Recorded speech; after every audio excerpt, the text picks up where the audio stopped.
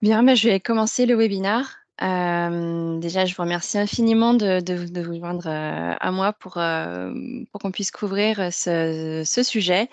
Donc, ce que l'industrie durable peut être pilotée par l'IA. Donc, juste un petit rappel pour le bon déroulement en fait, de ce webinaire, c'est juste de couper vos micros et vos caméras pendant la session. Et puis, je vous laisse poser des questions dans le chat. Et en fonction, j'essaierai d'y répondre soit pendant la présentation ou soit en fin. Une petite présentation rapide de Fit Retail. Donc, on est un cabinet de conseil qui accompagne la digitalisation du développement produit pour les secteurs de la mode, du luxe et du retail. Et donc, nous aidons dans la transformation des process avec l'intégration de technologies comme le PLM, la 3D par exemple. Quelques mots sur moi. Donc voilà, j'ai passé 9 ans à travailler dans le développement, du produit, principalement pour des marques de luxe, ou haut de gamme et je me suis ensuite orientée dans le vêtement d'image où j'étais donc responsable de projet, pour, orchestrer de l'idée jusqu'à sa réception en boutique et après 15 ans dans la mode, j'ai découvert la puissance de la technologie 3D et puis les autres technologies, tout un écosystème et aujourd'hui, je conseille, les entreprises pour repenser, leurs process avec ces nouvelles technologies et je les accompagne dans la conduite du changement. Alors, pourquoi aborder l'IA et le développement durable? En fait, c'est parti d'un constat. D'une part, les marques sont incitées à ralentir leur production en faveur d'une approche beaucoup plus durable et responsable. Et d'autre part, on a l'IA qui pousse à répondre plus rapidement aux demandes du consommateur.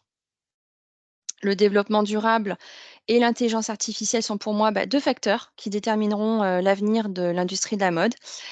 Et il était important pour moi de les présenter ensemble. L'intelligence artificielle, c'est, une des tendances qu'on retrouve dans les conversations, aujourd'hui avec l'émergence, de ChatGPT, DALL-E. Cela génère, des craintes, de la curiosité, des réflexions. Mais, si je vous dis: «Alexa, dis Siri, OK Google» ou Google Maps et on parle déjà d'IA. Et donc nous utilisons donc tous de l'IA depuis un moment dans notre quotidien, pour trouver des réponses, des recommandations ou échanger avec un assistant, type chatbot. Vous voyez bien tous ma présentation? Oui, oui, on voit bien. Oui. Donc je me suis posé la question, si l'IA nous aide dans notre quotidien, comment peut-elle contribuer à l'évolution vers une industrie éco-responsable globale? On va donc voir comment le développement durable et l'IA peuvent remodeler l'industrie de la mode, transformer, l'ensemble du cycle de vie du produit et impacter l'industrie. Donc voilà, donc ça, c'est un petit état des lieux d'abord, quand même pour voir un peu où on en est, la mode et l'environnement, où en est l'éco-responsabilité. On fera un tour d'horizon sur les différentes IA qui sont déjà présentes ou qui existent depuis peu. Et puis, je vous montrerai un petit exemple de transformation, d'un circuit du produit avec l'intégration, de l'IA. Donc, état des lieux du secteur de la mode. Donc aujourd'hui, dans le monde, énormément de vêtements sont achetés dans l'année et sont jetés. Donc voilà, c'est des déchets qui proviennent majoritairement de la fast fashion. On retrouve de plus en plus de décharges à ciel ouvert avec seulement des vêtements. On émet 10% de gaz à effet de serre. Donc ça, il est estimé que si on continue comme ça à produire, on pourrait atteindre 26% d'ici 2050.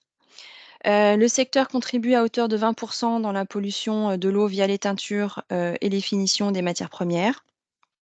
Et aujourd'hui, on a environ 9% de pertes annuelles qui sont microplastiques, qui sont envoyées dans nos océans via les lavages de nos vêtements synthétiques. Ça représente à peu près 50 milliards de bouteilles en plastique.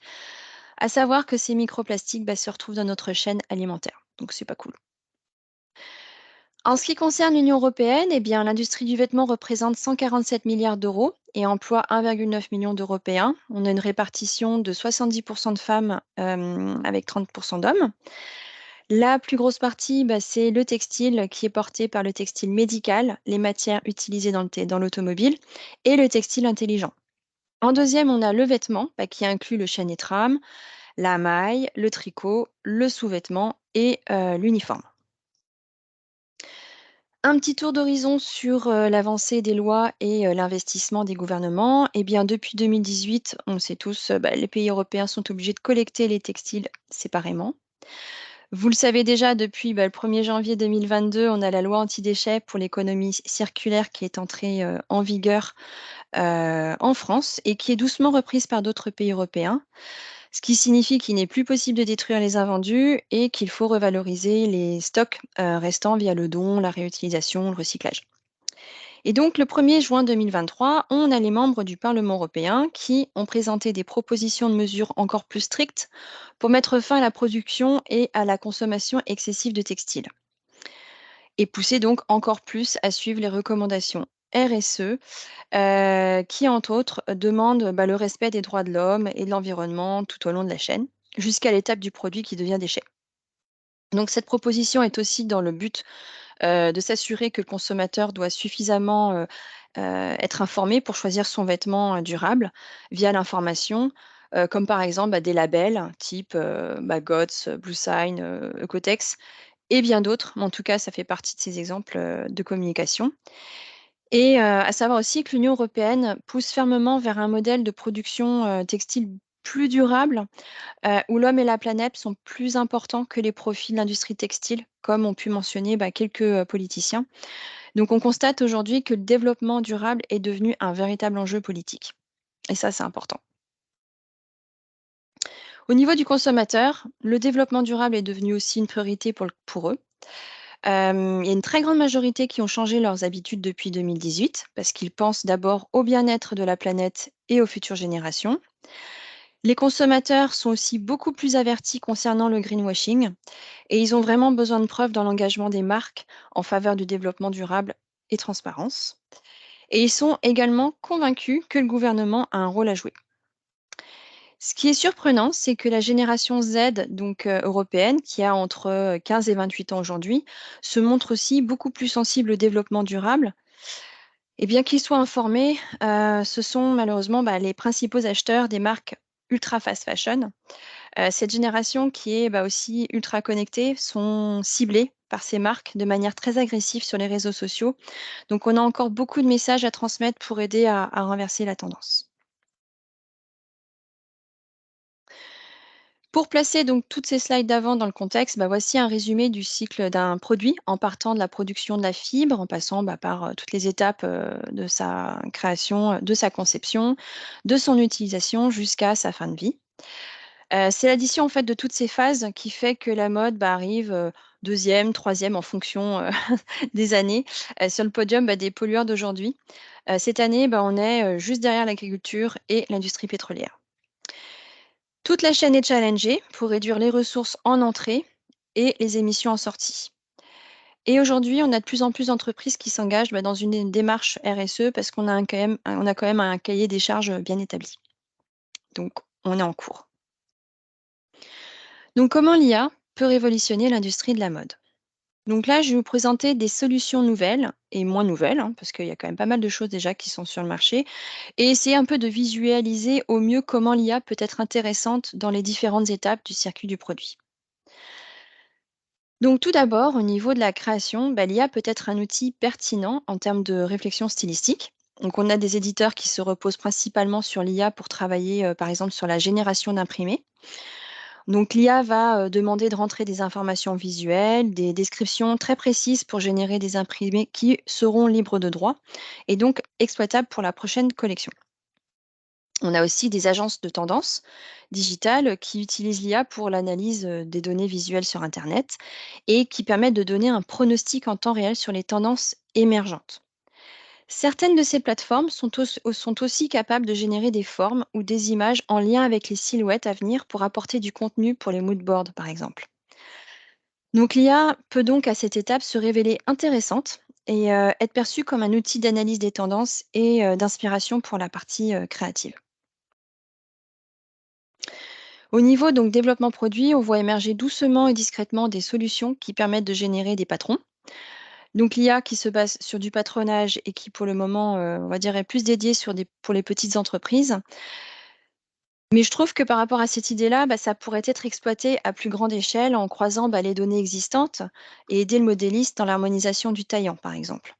Ça peut être aussi, l'IA peut être aussi utilisée comme un assistant lors de la conception ou pendant les modifications des patrons ou dans la génération des dossiers techniques. Donc là, on parle vraiment d'IA en interne. L'IA en production, alors là, j'ai voulu vous le montrer au sens large. J'inclus dans cette partie, la production en amont des matières, des composants et puis en aval, la fabrication, des modèles. Donc la robotique et l'automatisation, n'est pas nouveau dans ce domaine, hein. Il existe déjà de nombreuses machines capables d'effectuer des tâches spécifiques pour faciliter le travail. Mais l'automatisation assistée par l'IA peut contribuer à améliorer la qualité des tâches. Par exemple, lors d'un développement d'une nouvelle matière tricotée, l'IA peut analyser tout le programme, relever toutes les anomalies et faire tous les tests en amont avant de lancer un test physique. L'IA peut également contribuer à l'inspection des pièces à couper sur motif, de sorte que le placement des rayures et autres se trouve exactement là où le fabricant en a besoin. Donc, c'est pas récent.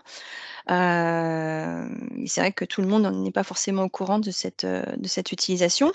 Et on a aussi l'IA qui peut contribuer à la traçabilité ou au contrôle qualité. Donc, par exemple, vérifier au niveau des audits sur site via la géolocalisation, la vérification des certificats. On peut aussi retrouver l'IA au niveau du contrôle et des planifications des chaînes de production. Donc voilà, ça couvre quand même vraiment la production au sens large. Donc là, c'est une machine d'inspection couplée avec de l'IA qui permet d'effectuer la détection des défauts au centimètre carré. Le contrôle matière, c'est une tâche qui sollicite énormément les yeux, la concentration, et c'est très fatigant pour le contrôleur. C'est un poste aussi où les erreurs peuvent vraiment coûter cher au moment de la coupe. Alors que la machine détecte des anomalies et colle des pastilles de couleur en fonction de la taille du défaut, le contrôleur, lui, peut visualiser le rapport en détail et la vision globale des défauts pour valider ou non le rouleau de tissu pour la prod. Ce n'est pas nouveau, mais je trouve que c'est un très bon exemple où l'IA est utilisée positivement pour libérer les employés des tâches répétitives et de les positionner sur des tâches à valeur ajoutée.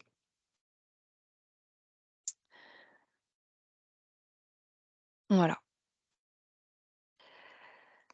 En ce qui concerne les étapes de production des matières premières et de l'assemblage des vêtements, c'est là où la partie est la plus énergivore.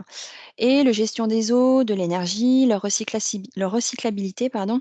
À ce niveau, l'IA peut contribuer à améliorer le système de gestion énergétique pour réguler, optimiser et du coup économiser.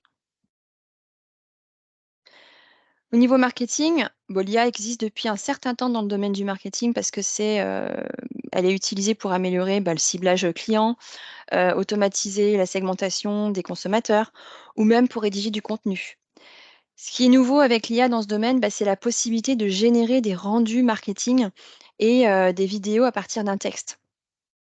On a aussi des éditeurs qui nous permettent d'exploiter les modèles 3D réalisés en interne et de générer des visuels sur des avatars créés par l'IA. Ça permet d'accélérer le développement des visuels très personnalisés en lien avec le contenu écrit. J'en avais un petit peu parlé déjà, la partie créative, mais l'IA peut aussi analyser donc énormément les données et coupler cette analyse avec les ventes en cours de la marque. C'est intéressant parce que ça permet de voir s'il manque des modèles clés, et aussi, de lancer des productions à la demande en lien avec un vrai besoin. Au niveau du retail, le shopping immersif est une évolution du e-commerce classique. Il améliore l'expérience client en utilisant, de nouvelles technologies telles que la réalité augmentée et ajouter de l'IA auprès des assistants virtuels comme les chatbots, ça permet en fait de mieux comprendre et de s'adapter aux préférences des clients et donc ça permet aussi d'offrir une expérience très personnalisée. Dans le retail, on a aussi, les chaînes d'approvisionnement où, l'IA peut optimiser, la prévision des stocks, la planification de la demande en logistique, ce qui se traduit par des opérations, plus efficaces, une réduction des coûts et une exécution plus rapide pour l'envoi, des commandes, par exemple. Donc comment l'IA peut faire partie, de l'avenir dans une mode durable? Donc voyons comment ces 2 paramètres peuvent transformer et impacter aussi notre industrie via un exemple de transformation, au niveau de certaines étapes dans le circuit du produit. Avant de répondre à la question, je voulais vous montrer 2 modèles de marché qui sont aux extrêmes. On a la ultra fast fashion et la slow fashion. L'ultra fast fashion est un dérivé de la fast fashion qui exploite l'IA pour produire intensivement jusqu'à l'épuisement du marché et maximiser leurs profits au détriment de la qualité et la durabilité. On est vraiment sur la notion du vêtement presque à usage unique. Comme l'IA est au centre de leur stratégie, ça donne vraiment une mauvaise presse étant donné qu'elle est associée à ce business model. Quant à la slow fashion, eh bien, l'ADN de ce marché repose sur le développement durable, sur l'humain, avec des matières sélectionnées sur des critères spécifiques comme naturel, recyclé, upcyclé. Il y a aussi un relationnel très étroit avec la communauté et des cycles de collection plus lents, comme le nom, comme son nom l'indique. Donc pour moi, il y a vraiment un entre-deux possible où l'IA et le développement durable peuvent cohabiter. Pour revenir à notre fameuse question si l'IA peut faire partie de l'avenir de la mode durable, je vais vous dire oui. Mais on ne peut pas reposer sur l'IA toute seule. L'IA est un complément à d'autres technologies et c'est comme tout, il y a des bonnes et des mauvaises façons d'utiliser un logiciel ou une plateforme. Le tout, c'est aussi de tenir compte des objectifs en lien avec les démarches RSE. Donc l'impact de ces deux paramètres nous pousse à revoir notre façon de faire, notre process. Et il est crucial de voir comment trouver le bon équilibre dans cette évolution. Quelques suggestions ou exemples de transformation avec ces deux tendances. Donc pour la partie design et développement produit, pour moi, les marques doivent repenser à la structure de leur collection, être beaucoup plus agiles, ne plus tenir compte des tendances imposées, mais aussi de s'appuyer sur des outils d'analyse pour voir un peu les tendances émergentes, d'avoir des échanges avec la communauté pour répondre aux clients sans dépasser les besoins exprimés. Créer des modèles que les clients ont vraiment besoin, sinon on repart dans l'excès d'aujourd'hui. Revoir la façon de créer en intégrant l'éco-conception dès l'idée. Ça implique le besoin d'acquérir des compétences dans la simulation 3D, par exemple, dans l'éco-conception, des connaissances sur la qualité et la durabilité des matières pour les équipes créatives. D'ailleurs, il y a certaines écoles de mode qui commencent à ajouter ces différents sujets dans leur cursus. C'est aussi important de collaborer en interne pour s'appuyer sur l'expertise de chacun, parce qu'on ne peut pas tout savoir. Et puis, on a aussi besoin de construire une base de données pour la traçabilité, mais aussi aider dans l'éco-conception pour le calcul de l'éco-score. Parce que c'est bien de le faire tout de suite, dès qu'on a l'idée de pouvoir faire tout ça. Et pour cela, il est important d'accompagner ses partenaires de confiance pour rassembler toutes les informations nécessaires via les plateformes dédiées. Au niveau de la production, la relocalisation contribuera forcément à améliorer l'éco-score des produits.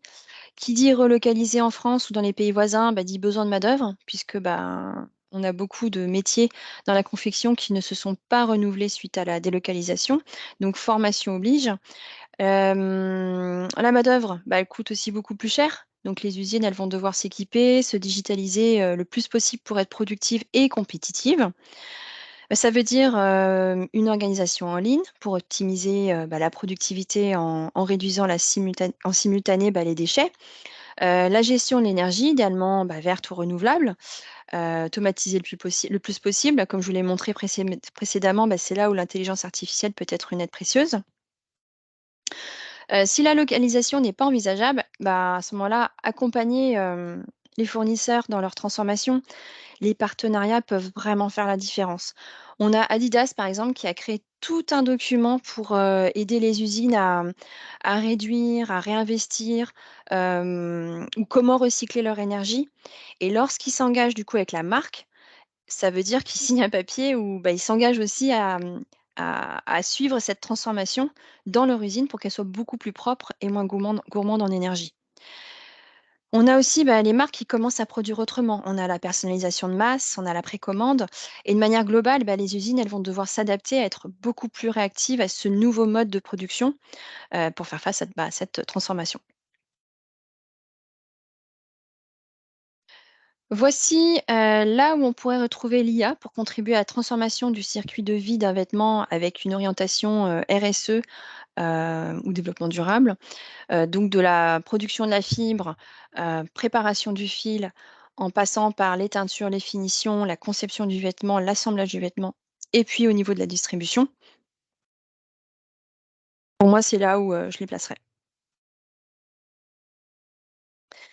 Qui dit transformation et évolution de notre secteur, l'IA et les nouvelles technologies, elles ont le potentiel de créer, mais aussi de détruire des emplois. Plus important encore, pour certains qui se sont déjà embarqués dans la 3D, bah, on constate que ça va modifier et ça modifie les tâches et la nature de notre travail. On a 75 selon l'APEC des emplois qui vont, muter ou qui vont disparaître d'ici 2050. Selon l'Institut Dell, on a 85 des emplois qui seront occupés par, les écoliers, du primaire d'aujourd'hui qui n'existent pas encore. Donc c'est pour cela qu'il est important d'apprendre, bah, tout au long de sa profession et rester ouvert à l'évolution de nos métiers. Par exemple, dans les métiers transverses, bah, on voit, des responsables de transformation, des consultants du changement. Au niveau du design, on a des spécialistes 3D. On a des techniciens de mise au point de l'ajustement avec de la 3D. En RSE, on a, bah, des experts en traçabilité, des responsables des opérations, de recyclage textile. Au niveau, bah, e-commerce, on a de plus en plus, je vois de plus en plus de responsables expérience client, des vendeurs virtuels. Au niveau industrie, bah, des gestionnaires de micro-entreprises, de micro-usines. Au niveau industrie, on a aussi cette partie impression 3D. On imprime sur les matières pour pouvoir, utiliser, bah, des petites quantités. Qu'est-ce qu'on a encore? Bah, aussi dans la data, bah, on a des experts en intelligence artificielle qui commencent à arriver. On a des gestionnaires aussi de data. Et donc tout ça, bah, c'est quelques exemples en fait de métiers qui émergent en lien avec les technologies, comme l'IA et le développement durable, mais on a aussi beaucoup d'autres métiers qui émergent. On arrive à la fin de cette présentation et je voulais vous montrer ce qui se passera en produisant moins. Donc si on produit moins, bah, ça entraînera inévitablement une réduction du trafic dans les magasins, et des revenus. Les magasins doivent aussi être beaucoup plus agiles, devenir un lieu plus adaptable et plus proche du consommateur. Pour moi, ça ne veut pas dire qu'il faut éradiquer, complètement, les magasins. Au contraire, on voit de plus en plus émerger des magasins ou de vêtements où on peut boire un café, on peut manger au restaurant ou même faire du coworking et je trouve que c'est une bonne alternative, bah, pour, diversifier, les sources de revenus et donner une identité très forte à la marque. Il y a tellement de thèmes et d'idées, qui peuvent découler de ce concept, je pense qu'il y a vraiment, plein de choses à faire et c'est là où, en fait, le magasin peut devenir un vrai lieu de rencontre pour la communauté de la marque et en fait, bah, renforcer la fidélité des clients. Voilà, donc c'était un survol de la situation dans laquelle je pense que nous vivons. Montrer comment l'intelligence artificielle peut être utile si elle est exploitée à bon escient. Le développement durable et les nouvelles technologies dont l'IA transforme bah, l'industrie de la mode, c'est important de voir cette évolution. Et puis aussi bah, se centrer sur les attentes et les besoins du consommateur dès la conception et être un peu moins force de proposition pour équilibrer justement dans l'axe développement durable. On a vraiment besoin de changer notre vision de l'organisation d'aujourd'hui et remodeler bah, finalement l'industrie avec ces nouveaux éléments. Et pour réussir à placer l'humain et notre, planète en premier, bah, il est nécessaire que toute la chaîne, c'est-à-dire, bah, les marques, les usines, la logistique, les magasins, tous collaborent, bah, pour réussir cette transformation. Et pour terminer, bah, l'IA, peut être perçue comme un assistant, et peut vraiment contribuer au changement vers une industrie plus durable et éco-responsable. Voilà, bah, ce webinaire touche à sa fin. Je vous remercie de m'avoir écoutée. Et avant de nous quitter, avez-vous des questions? Allô? Oui? Oui, bonjour Gwendoline. Juste, Bonjour. c'était très intéressant et ça ouvre plein de perspectives et ça clarifie des choses, je trouve. Par contre, est-ce qu'on peut accéder au j'ai raté le début en fait, à Oui, l'enregistrement? Ouais? bien sûr, Bon, oui, vous allez OK. recevoir un replay. Bon, ah génial, merci. Alors En si tout vous cas, n'avez pas de merci questions, moi j'en avais une. Est-ce que chez vous, dans votre, marque, vous avez des nouveaux postes qui ont été créés en lien avec l'émergence justement du développement durable, l'éco-responsabilité, mais aussi des nouvelles technologies? Et par exemple, est-ce que vous avez, vous, des postes qui ont émergé, avec le lien, de ce que j'ai pu, montrer en exemple de nouveaux métiers, ou de métiers, qui sont émergents. ben, encore moi. Le côté, modéliste, 3D. OK. Pour l'instant. Vous n'êtes pas obligé de répondre, en live, vous pouvez aussi répondre dans le chat. Je trouve que c'est quand même intéressant aussi de pouvoir échanger avec les personnes qui sont dans ce webinaire parce que vous êtes tous, dans cette même industrie et je pense que c'est une bonne occasion, de pouvoir, échanger à ce moment-là. Est-ce qu'il y en a parmi vous qui utilisent de l'IA?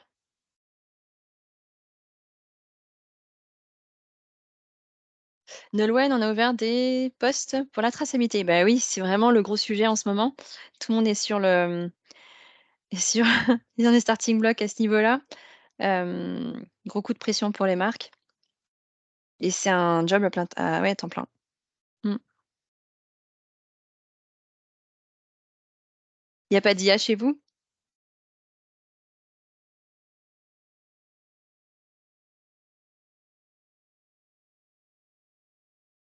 Non, c'est peut-être encore trop nouveau et peut-être que vous attendez un petit peu voir ce que ça donne.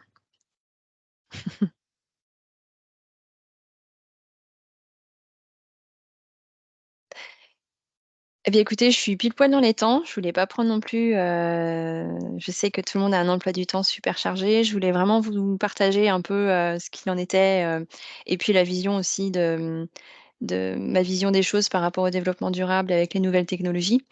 Voilà, si vous avez des questions, vous souhaitez échanger en aparté, n'hésitez pas à me contacter. Je vous remets, mon adresse mail, dans le chat si vous voulez. Sinon, je suis sur LinkedIn.